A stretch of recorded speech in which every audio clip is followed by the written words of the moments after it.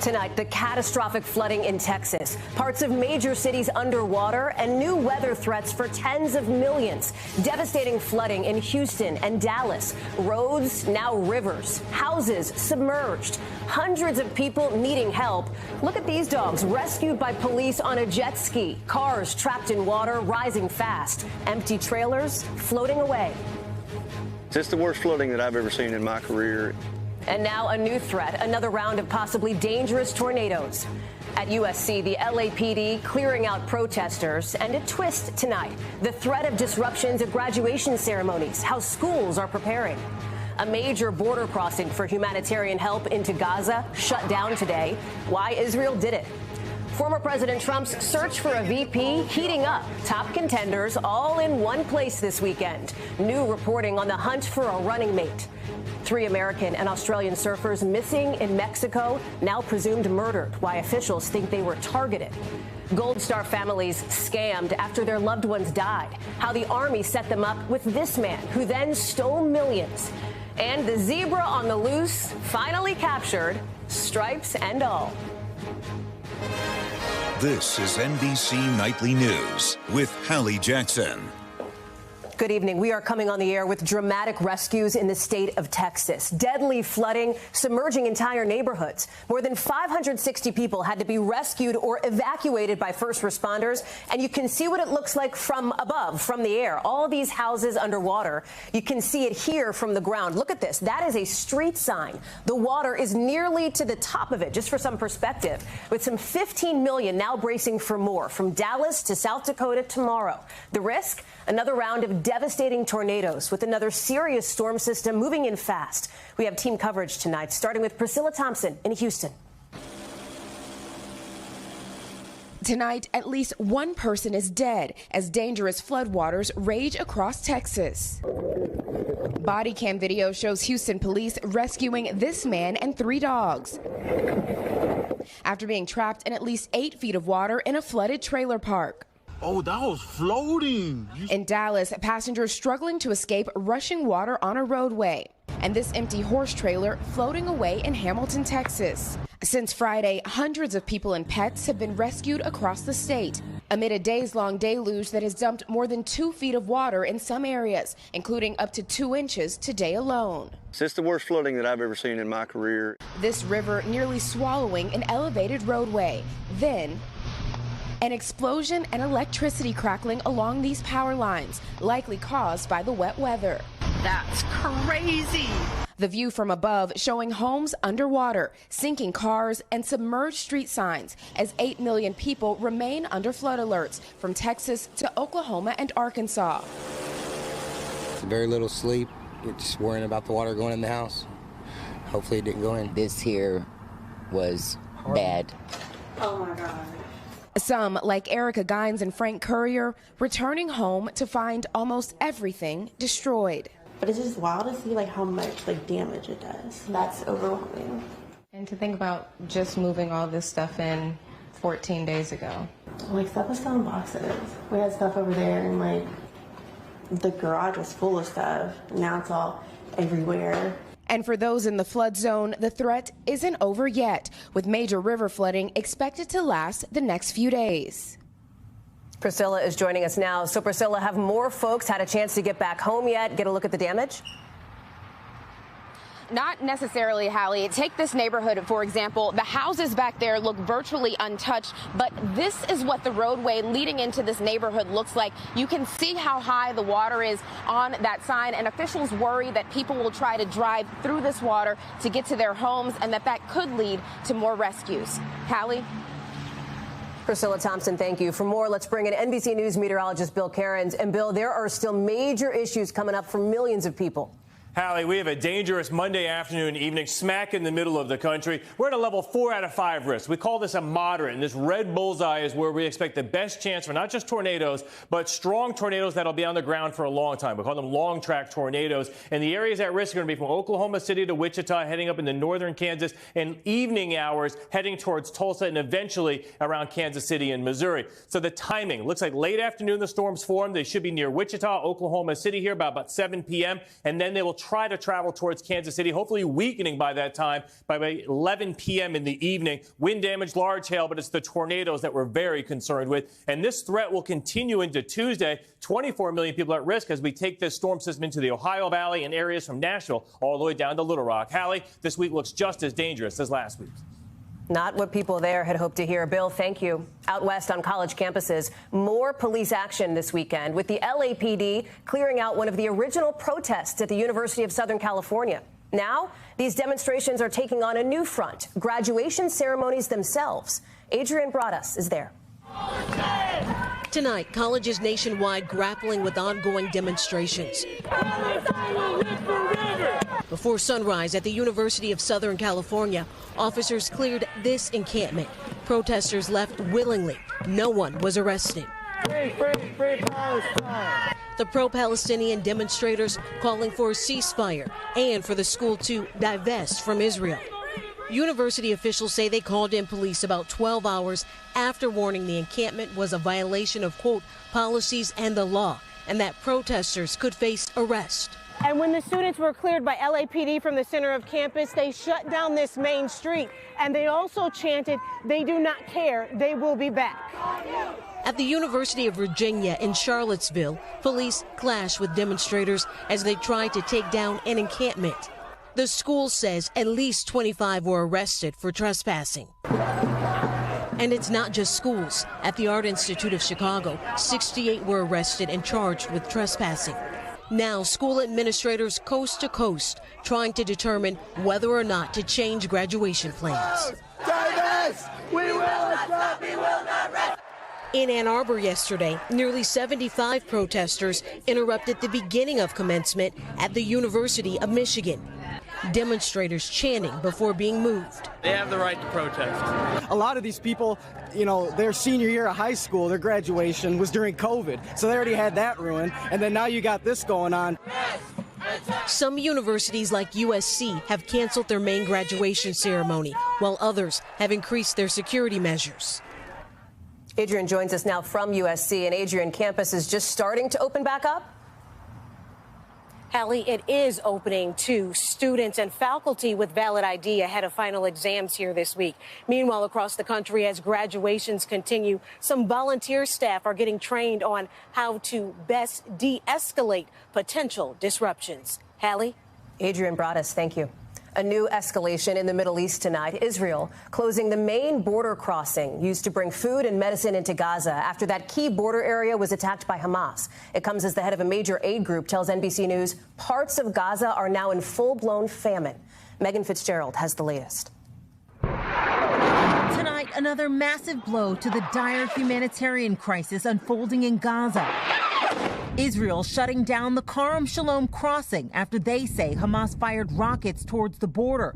Hamas says they targeted IDF headquarters. The closure, a significant setback. In an exclusive interview on Meet the Press this morning, the head of the World Food Program saying parts of the enclave already gripped by famine. So what I can explain to you is that there is famine, full-blown famine in the north, and it's moving its way south.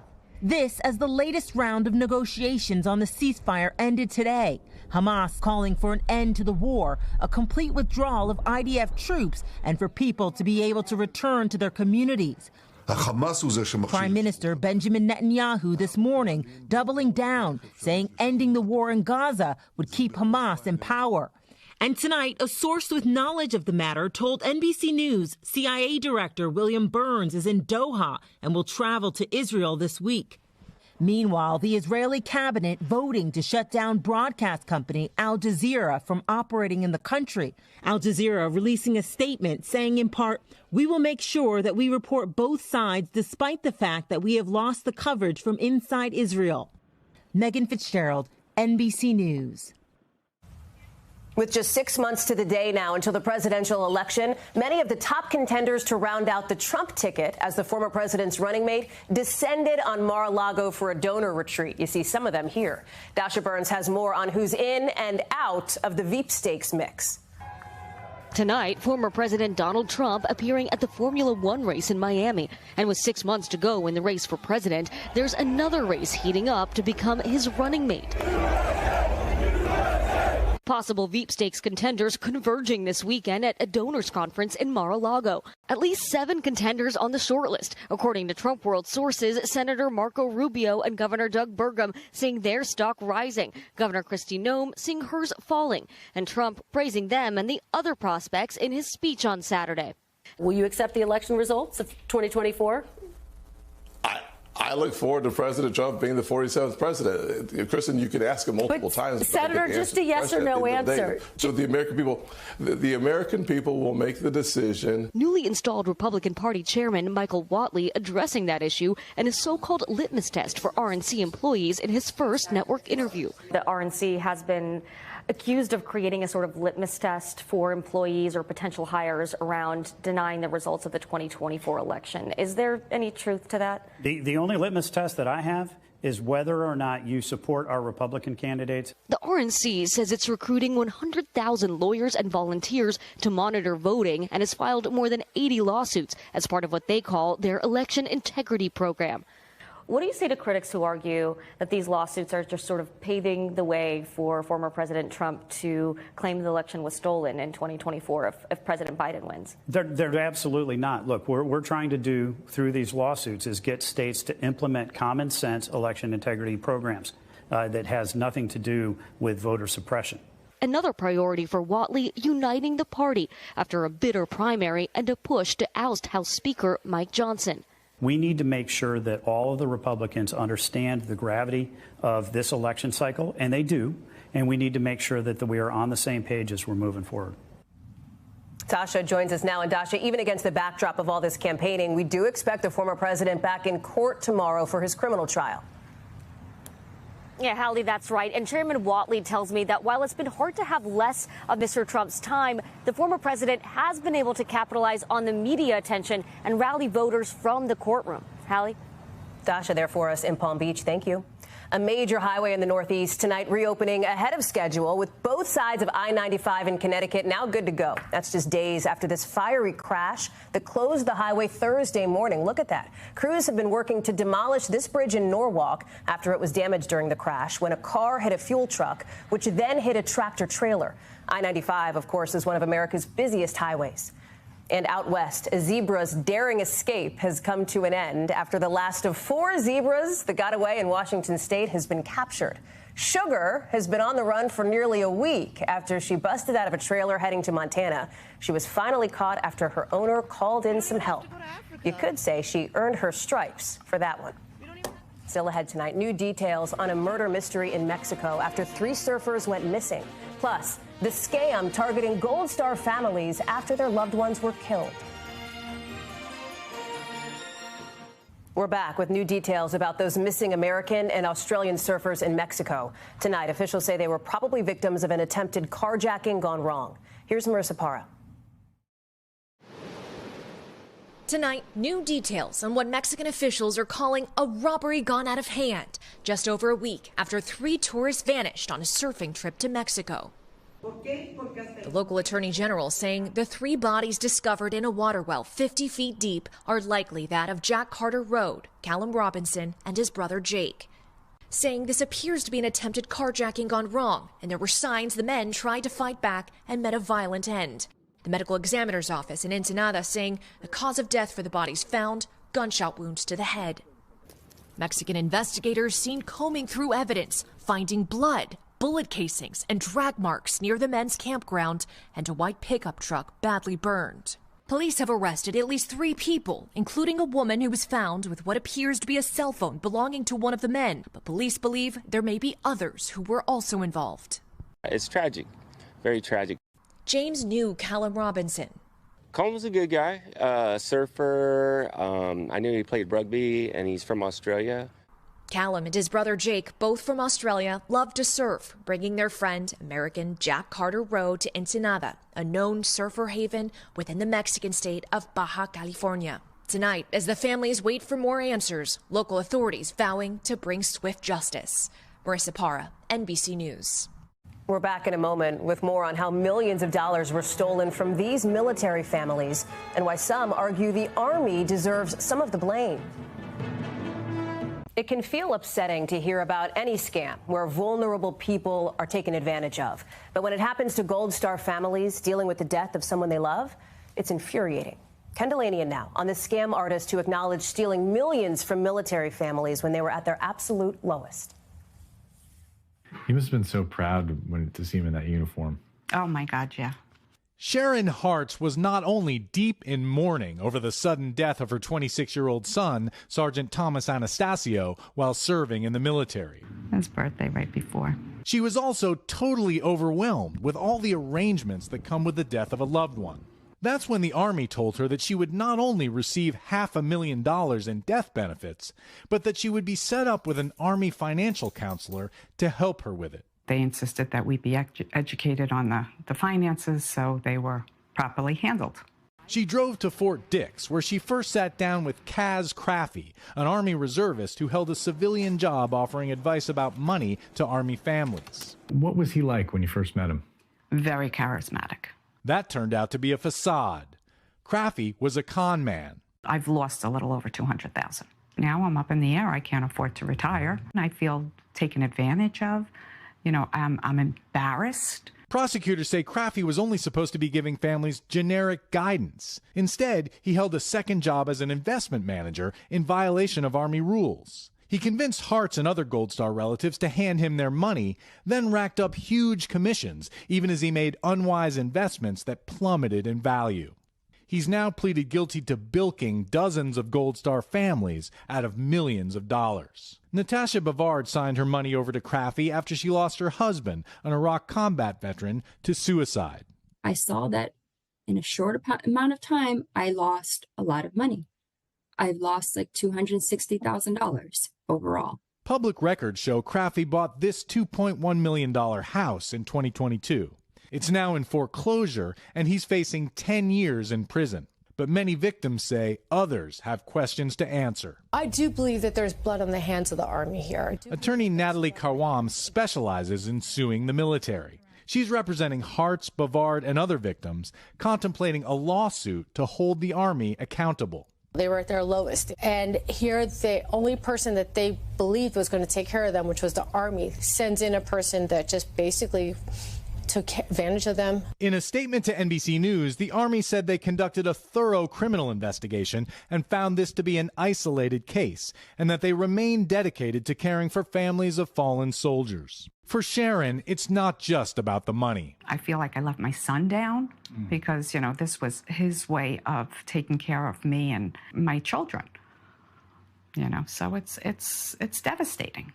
Ken Dilanian, NBC News, Paramus, New Jersey.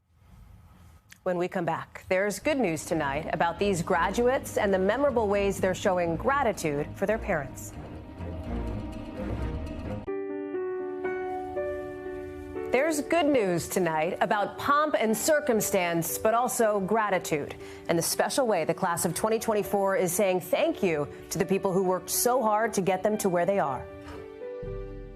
Brenda Bernice Gonzalez Nazario. The walk across the stage is usually the emotional moment for graduates. But for Brenda Gonzalez, it was this walk that meant the most. That's her, days before graduating, surprising her mother, Ana Lucia, in her break room at her job at a meat factory.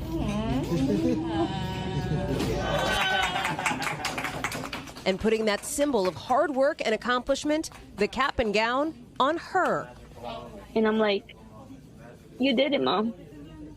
We did it. She made my dream come true. She paid my college. A heartfelt thank you to the single mom of 5 from Mexico who worked 3 jobs to keep the family afloat. She deserved it more than I do. So many first-generation college grads delivering the same powerful message to their parents. We did this together. That's Ivan Hernandez graduating from Graceland University when he put the cap on his dad, who was overwhelmed with emotion. At Azusa Pacific University in California, Lizette Flores. You see the parents of Lizette Flores when she walked across the stage yesterday. She's the first in her family to graduate college. Do you think you could have done it without your parents' support? I definitely don't think so. When she had her official grad photos taken, she knew what she had to do. I definitely felt like I needed to include my parents because they were such a big part of my educational journey.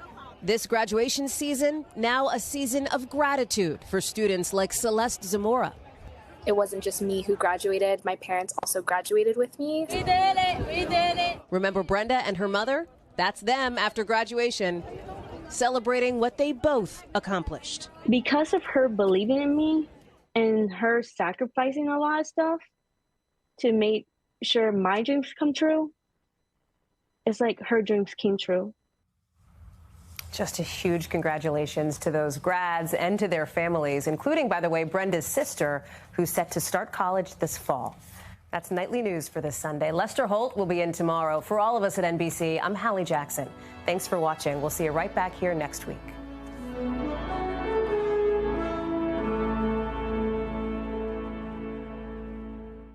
Thanks for watching. Stay updated about breaking news and top stories on the NBC News app or follow us on social media.